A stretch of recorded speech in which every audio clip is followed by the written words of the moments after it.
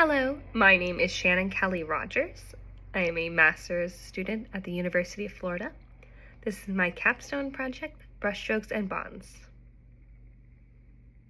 Brushstrokes and Bonds is a collaborative mural program for caregivers during morning school transitions. I'm running an 8-week intervention at Flowers Montessori School in Gainesville. The way it works is really simple. Parents contribute to a shared mural through brief painting sessions. And when I say brief, I mean brief, 1 to 2 minutes during their regular drop-off. So there's no additional time commitment, no extra place to go, no one more thing added to an already packed schedule. It's embedded right into what they're already doing every morning. The aim is to reduce parent stress and evaluate the impact on caregiver stress and the sense of community belonging. Why this matters. Imagine this. You're trying to pack a lunch with all the right snacks because your child decided they don't want bologna on Tuesdays anymore. You're fighting about wearing an Elsa dress to school that's been worn for the past 3 days and is dirty. You have a meeting in a couple hours, it's cold out, and you don't know where the right jacket is, and the water bottle that you just filled up is suddenly empty because the teddy bear was thirsty. You just want to get to school on time. And as you get in the car, you notice the shoes are on the wrong feet. Put yourself in those shoes. How does it feel sitting in those feelings? This is why this project matters. The research backs us up. Studies show that morning routines create critical stress with measurable impacts. We know that art making reduces stress and murals build community. But here's the gap. No interventions actually address parent stress during the transition itself. Everything requires you to go somewhere else and add one more thing to your schedule. This project embeds wellness support within existing routines. Parents don't have to add one more thing to their already busy schedule. So for the study design, I'm using a mixed methods approach because I need both pieces of the puzzle. I need to know if stress actually goes down, or does this intervention work? That's the quantitative piece. But I also need to understand how and why this works for parents, what it means to them, and what they're experiencing. That's where the qualitative data comes in. This approach gives me the comprehensive understanding of both outcomes and the mechanisms. For measures, I chose the PSS-4, the Perceived Stress Scale, because it's validated, it's brief, and it's suitable for busy parents. They can complete it in under a minute, which is critical when you're trying to catch people during drop-off. But numbers alone don't tell the whole story. The semi-structured interviews captured subjective meanings and relationship formation. What this experience actually feels like for the parents and how it's affecting their connections with each other. I'm analyzing those interviews through thematic analysis to identify patterns.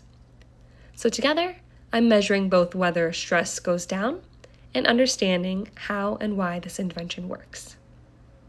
Okay, so let me walk you through the literature that supports this project. I'm going to cover 3 main areas, starting with parent stress during morning routines. Morning school routines represent a critical period of parenting stress, with research documenting measurable impacts during these compressed timeframes. This affects family functioning and child outcomes. The first piece is the physiological evidence. A 2012 study found that working mothers showed elevated cortisol levels during morning workday routines. This isn't just parents feeling stress. This is biological evidence of stress happening during school drop-off times. There's also research on communication challenges. A 2017 study documented communication and conflicts and frustration during morning school routines, highlighting the challenges families face during these compressed timeframes when you're trying to get everyone out of the door. And importantly, there's research on protective factors. A 2024 systematic review established connections between family routines and stress, finding that structured, positive routines can actually serve as protective factors. So routines themselves aren't the problem. It's about how we structure them. The second area of literature is art interventions for stress reduction. Extensive research demonstrates that creative art activities effectively reduce stress across diverse populations, with brief interventions showing significant impacts regardless of artistic skill level. That last part is really important. You don't have to be an artist for this to work. First, there's validated effectiveness. A 2018 systematic review of 37 studies found that more than 80% reported reduced stress from creative art activities, with about 3/4 of those being randomized controlled trials. So this is solid evidence. Second, it's accessible to all. A 2017 study from the National Arts Program Foundation found that 75% of participants had reduced cortisol levels after art making, regardless of skill level. Prior artistic experience is unnecessary for stress reduction benefits. You can show up after having never painted before and still get the stress relief. And third, brief interventions work. A 2024 study showed that brief art making programs significantly reduce stress levels and improve the quality of life. This supports the feasibility of creative interventions embedded within daily routines, which is exactly what I'm doing with those 1 to 2 minute painting sessions. The third area is community murals for social engagement. Community-based art programs create meaningful social connections, foster peer support, and build sense of belonging through shared creative experiences. Research shows these programs build community engagement. A 2022 study found that mural art creation builds community engagement and addresses social disconnection through the artistic process, strengthening social relations and fostering sustainable environments. There's also strong evidence for fostering social connections. A 2024 systematic review showed that community-based art groups foster peer support, social connections, and meaningful relationships, creating welcoming environments that encourage shared experiences. And finally, they build social capital and belonging. Research from 2023 found that group art programs create a sense of community belonging and therapeutic social spaces. Community murals build social capital and connect residents across diverse backgrounds. So when you put all of this together, the stress, the research, the art interventions, and the community mural research, it creates a really strong foundation for this project. Now, let me talk about how I'm actually going to do this study. I'm using a mixed methods convergent parallel design. What this means is I'm collecting quantitative and qualitative data at the same time to understand both intervention effectiveness and participant experiences. For the quantitative piece, I'm using the Perceived Stress Scale, PSS4, at 3 time points: baseline, midpoint, and post-intervention. This lets me track whether stress levels are actually changing over the course of the program. For the qualitative piece, I'm conducting semi-structured interviews during the paint party events. These are those Saturday sessions where parents have more time and it's more relaxed and we can have deeper conversations about community engagement and their stress experiences. These interviews give me the stories and the meanings behind the numbers. Now, let me talk about how I'm actually going to do this study. I'm using a mixed methods convergent parallel design. What this means is I'm collecting quantitative and qualitative data at the same time to understand both intervention effectiveness and participant experiences. For the quantitative piece, I'm using the Perceived Stress Scale, PSS4, at 3 time points: baseline, midpoint, and post-intervention. This lets me track whether stress levels are actually changing over the course of the program. For the qualitative piece, I'm conducting semi-structured interviews during the paint party events. These are those Saturday sessions where parents have more time and it's more relaxed and we can have deeper conversations about community engagement and their stress experiences. These interviews give me the stories and the meanings behind the numbers. So let me tell you what this actually looks like in practice. What happens during a typical morning session? I arrive about 15 minutes before drop-off starts.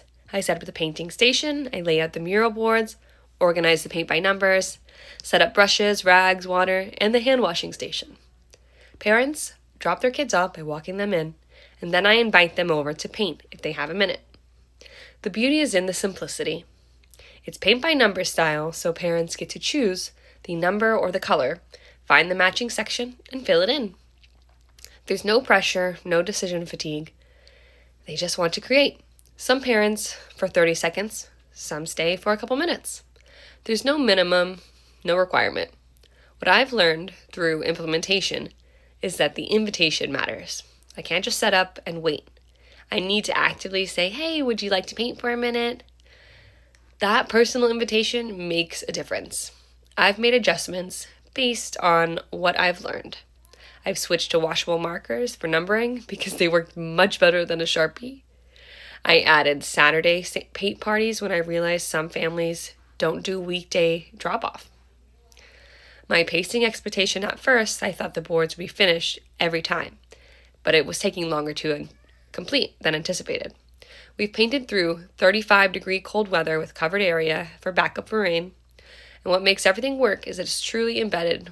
Parents don't change their routine, they just add 60 seconds of painting to what they're already doing. So we're currently at week 6 in the intervention. I have 24 participants enrolled with completed consent forms. I've completed 4 Wednesday morning painting sessions and 1 Saturday paint party. The first 4 mural boards are finished with strong, sustained engagement. People keep showing up excited.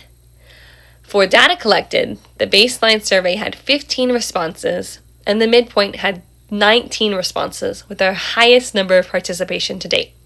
I've completed 5 semi-structured interviews and I have field notes documenting engagement patterns and parent feedback across all of the sessions. What's emerging in my observations is really interesting. Parents are consistently describing painting as relaxing during stressful mornings. One parent literally took a couple deep breaths while painting and said, "Wow, this is relaxing." The conversations are deepening. Parents are opening up about caregiving challenges in ways they weren't in the first couple weeks. The Saturday format is increasing accessibility for parents who don't do weekday drop-off. Some parents have said they don't usually do mornings, so this gave them the chance to participate. And new families are using the painting session to integrate into the school community. We had one family in their very first week of school, and painting together became a way for them to meet other parents. For the next steps, I'll continue the weekly Wednesday painting sessions. There are 5 remaining, and I'll conduct a second round of interviews at the final paint party in week 9. I'll administer the post-intervention survey, and then I'll complete the remaining mural boards and prepare everything for the art show reveal in April, where the whole community and parents get to see what we've created together. One of the things I'm most excited about is how replicable this model is. The approach requires minimal resources. Schools need a mural design. You could work with a local artist, involve your art teacher, or even have students create the design. You can even use basic acrylic paints for indoors and exterior paints for outdoors. Other supplies could include brushes, plywood boards, rags, drop cloths, and of course, a designated space like an outdoor area or covered entry, and at least one person to facilitate and invite the participation. The approach is highly adaptable to different settings. The timeline can range from 8 weeks to a full school year, depending on what works for you and your community. Larger schools could use multiple painting stations or create rotating schedules. The mural theme can be tied to the school's mission or values. It doesn't have to look like mine. Any school with morning drop-off could do this. The key is embedding it within existing routines rather than asking parents to add one more thing to their schedules. That's what makes it sustainable. To wrap this up, Brushstrokes and Bonds demonstrates that embedding brief, creative interventions within existing routines offers a sustainable approach to parent wellness and community building. By meeting caregivers where they already are during drop-off, this model shows potential for replication across educational settings. You could do this at any school. Preliminary findings suggest that art making provides both stress relief and meaningful social connection. Contributing evidence that schools can support caregiver well-being through accessible, integrated programming. We don't need to add more to the parents' plates. We just need to make those moments they're already living a little bit better. Thank you so much for your time and attention today. I'm really grateful for the opportunity to share this work with you. This project has been incredibly meaningful to me, not just as a capstone, but as a parent and as someone who believes in the power of small, accessible interventions to make a real difference in people's daily lives. Thank you.